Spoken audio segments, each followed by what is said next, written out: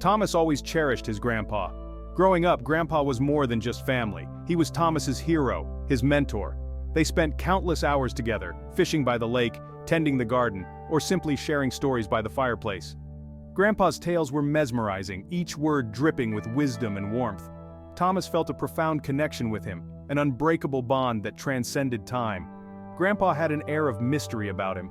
He was a man of many stories, some that seemed to blur the lines between reality and fantasy. Yet Thomas believed every word. His favorite was about the old Victorian farmhouse where Grandpa grew up. It was a place filled with memories, both joyous and haunting. The tales of that house always sent a shiver down Thomas's spine, yet he was drawn to it, like a moth to a flame.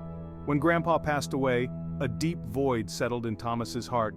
He missed the stories, the laughter, and the wisdom. The world seemed a little dimmer without Grandpa's presence. In his grief, Thomas found solace in the memories they shared, clinging to them like a lifeline. He often dreamt of the Victorian farmhouse, feeling an inexplicable pull towards it. It was during one of these dreamlike states that Thomas decided to find the farmhouse. He felt it calling to him, almost as if Grandpa was guiding him towards it.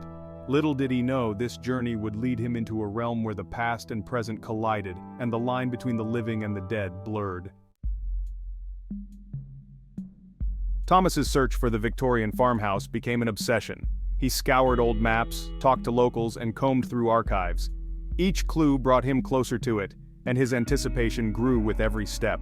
Finally, after months of searching, he found it nestled in a secluded part of the countryside, shrouded in mystery and time. The farmhouse stood tall and imposing, its facade weathered by decades of neglect. Ivy crawled up its walls and broken windows gazed out like hollow eyes. Despite its dilapidated state, Thomas felt a strange sense of familiarity and belonging. It was as if the house had been waiting for him, holding its breath through the years. He decided to purchase the farmhouse, convinced that restoring it would bring him closer to Grandpa. The renovation process was arduous, almost Herculean. Each creak of the floorboards and each groan of the house seemed to echo with the whispers of the past. Yet, Thomas persevered, driven by a sense of purpose and a desire to honor his grandpa's memory.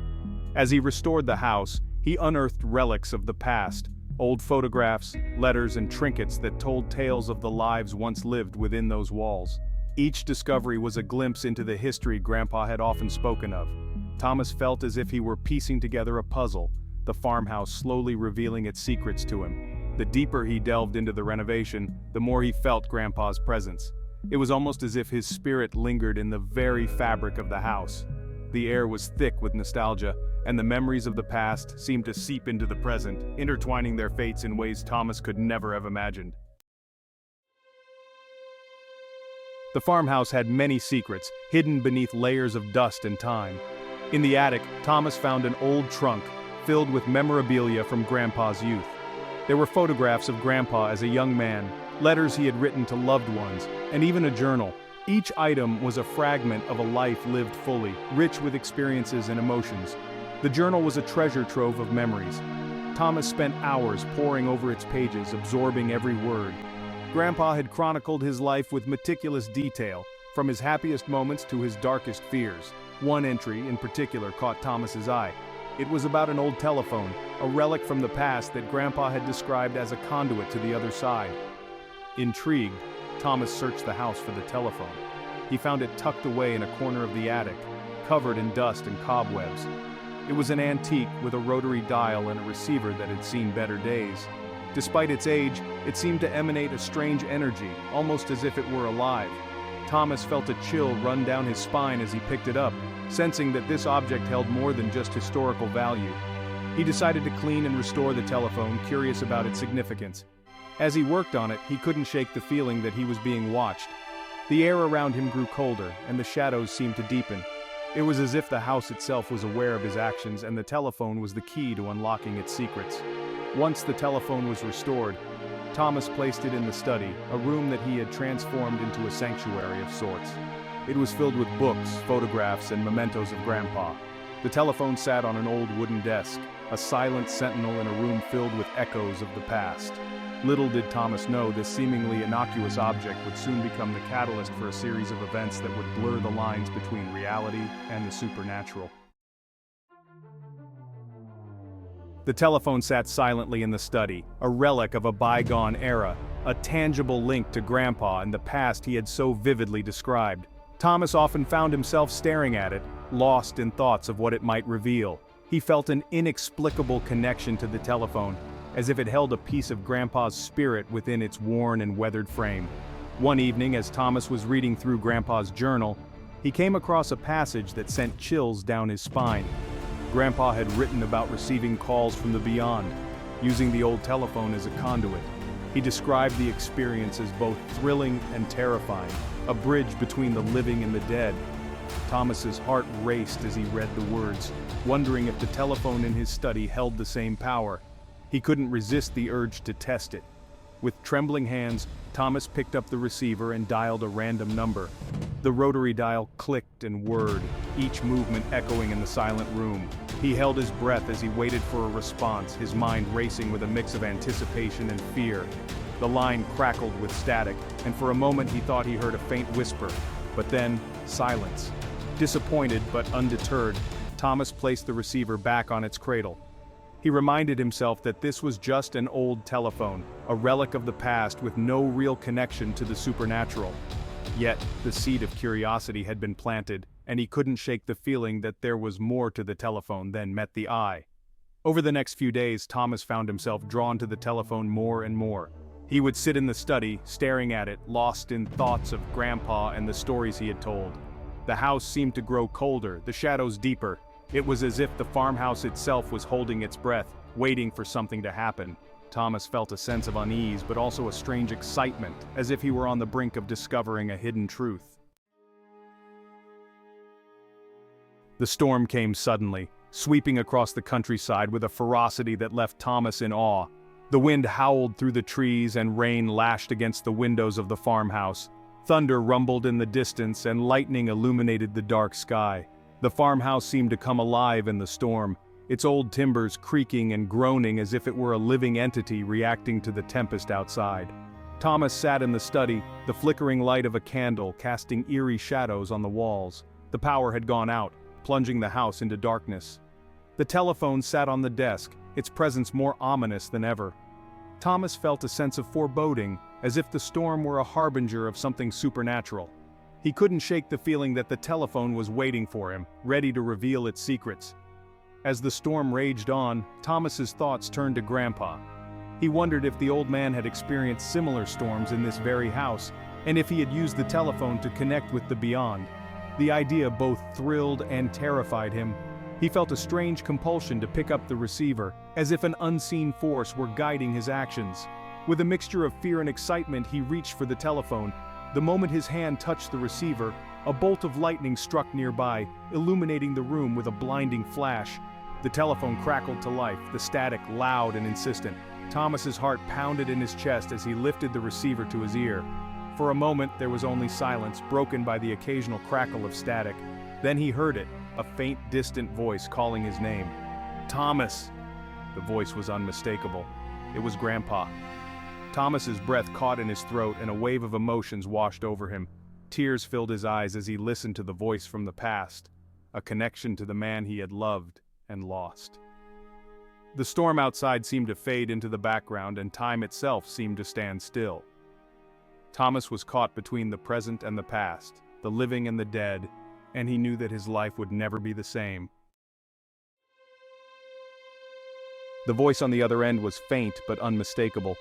"Thomas, is that you?" Grandpa's familiar tone sent a shiver down his spine. Thomas's hands trembled as he clutched the receiver, tears streaming down his face. He could hardly believe what he was hearing. It was as if the impossible had become reality, and he was speaking to Grandpa once more. "Grandpa, it's me," Thomas whispered, his voice choked with emotion. "How is this possible? Are you really there?" The static crackled, and for a moment, Thomas feared the connection would be lost. But then, Grandpa's voice came through again, clearer this time, filled with the same warmth and love that Thomas had always known. "I'm here, Thomas," Grandpa replied. "I've always been here watching over you. This telephone, it's a bridge, a way for us to stay connected. I've waited for you to find it, to find me." Thomas's heart ached with a mixture of joy and sorrow. He had longed for this moment, to hear Grandpa's voice again, but the reality of it was overwhelming. They talked for what felt like hours, though time seemed to lose all meaning. Grandpa shared stories of his life, memories of the farmhouse, and words of wisdom that Thomas desperately needed to hear. It was as if they were sitting by the fireplace once more, sharing their lives in a way that transcended the boundaries of life and death. But beneath the joy of their reunion, there was an undercurrent of something darker. Grandpa spoke of unfinished business, of secrets buried deep within the farmhouse. He warned Thomas of dangers that lurked in the shadows, and of a presence that sought to keep them apart. Thomas listened, his mind racing with questions and fears. What had Grandpa been trying to protect him from? And what was the true nature of the telephone? As the conversation drew to a close, the static grew louder and Grandpa's voice began to fade. "Remember, Thomas," he said, his voice barely audible, "the past and the present are intertwined. Trust your instincts and be careful. There are forces at work that you cannot see, but you must face them if you are to uncover the truth." The line went dead, and Thomas was left alone in the dark, the storm still raging outside. The farmhouse seemed to hold its breath, waiting for what would come next. Thomas couldn't shake the feeling of unease that settled in the pit of his stomach. The conversation with Grandpa had been both comforting and disturbing, leaving him with more questions than answers. He spent the following days in a daze, replaying the call in his mind, trying to make sense of it all. The farmhouse, once a place of solace, now felt like a labyrinth of secrets and shadows. Determined to uncover the truth, Thomas delved deeper into the history of the farmhouse. He combed through old records, spoke to neighbors, and even visited the local historical society. Each piece of information he gathered painted a picture of a house steeped in mystery and tragedy. There were whispers of strange occurrences, unexplained disappearances, and a dark presence that seemed to linger within its walls. One evening, as he sat in the study, Thomas decided to call Grandpa again. The curiosity and need for answers outweighed his fear. He picked up the receiver and dialed the same sequence of numbers, his heart pounding in his chest. The line crackled to life, and after a moment of silence, Grandpa's voice came through once more. "Thomas, I knew you would call back." "Grandpa, I need to know more," Thomas said, his voice steady but filled with urgency. "What happened in this house? What are you trying to warn me about?" The static crackled, and for a moment, Thomas feared the connection would be lost. But then, Grandpa's voice came through, filled with a sense of gravity. "There are forces in this world that we do not understand," Grandpa explained.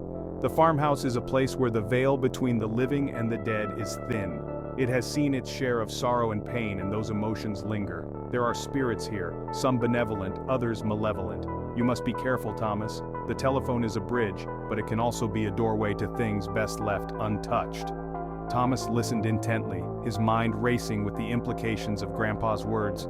The idea of spirits and malevolent forces was both fascinating and terrifying. He felt a sense of duty to uncover the truth, not just for himself, but for Grandpa as well. The farmhouse was a place of memories, but it was also a place of unfinished business. Thomas knew that he had to face whatever lay within its walls, no matter the cost. As the conversation drew to a close, Grandpa's voice became faint once more. "Remember, Thomas," he said, his voice barely audible, "trust your instincts and be careful. The past and the present are intertwined, and you must navigate them both to find the answers you seek." The line went dead, and Thomas was left alone in the study, the shadows deepening around him. The farmhouse seemed to hold its breath, waiting for what would come next. With Grandpa's warnings echoing in his mind, Thomas knew he had to proceed with caution. The farmhouse held many secrets, and he was determined to uncover them. He spent hours exploring every nook and cranny, searching for clues that might shed light on the mysteries that haunted the old house. The air was thick with anticipation, and Thomas felt as if he were on the brink of a revelation. In the basement, he discovered a hidden room, concealed behind a false wall. The room was filled with old furniture, dusty books, and forgotten relics. It was a time capsule, a glimpse into a past that had been buried for decades. Thomas felt a chill run down his spine as he stepped inside, the weight of history pressing down on him. He began to sift through the contents, hoping to find something that would explain the strange occurrences and Grandpa's cryptic warnings. Among the items in the hidden room, Thomas found a series of old letters, written in a delicate, flowing script.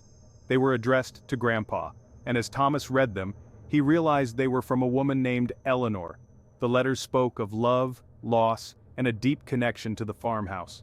Eleanor's words were filled with emotion, and Thomas felt a pang of sorrow as he read her heartfelt missives. It was clear that she had been a significant part of Grandpa's life, and her presence lingered within the walls of the farmhouse. As Thomas delved deeper into the letters, he discovered a darker side to Eleanor's story. She wrote of strange occurrences, of feeling watched, and of a malevolent presence that seemed to haunt the house. Her fear was palpable, and Thomas could almost feel her desperation as she pleaded for Grandpa's help. The letters painted a picture of a house that was more than just a home. It was a place where the boundaries between the living and the dead were blurred. The more Thomas read, the more he understood the gravity of the situation. The farmhouse was not just a relic of the past, it was a nexus of supernatural energy, a place where the spirits of the departed lingered. Eleanor's letters were a testament to the power of the house, and Thomas realized that he had to confront the darkness that lay within its walls. The telephone was a bridge, but it was also a doorway to a world that was both fascinating and terrifying. Thomas knew that he had to uncover the truth, no matter the cost. The farmhouse seemed to come alive with the revelations Thomas had unearthed. The shadows grew longer, and the air grew colder. The house felt like a living entity, its walls whispering secrets and its floors creaking with unseen footsteps. Thomas couldn't shake the feeling that he was being watched, and the sense of foreboding grew stronger with each passing day. He knew that he was on the brink of discovering something monumental, and the anticipation was both thrilling and terrifying. One night, as Thomas sat in the study, the old telephone began to ring. The sound was jarring in the silence, and Thomas felt his heart leap into his throat. He hesitated for a moment, his mind racing with fear and curiosity. Then with a deep breath he picked up the receiver. "Hello?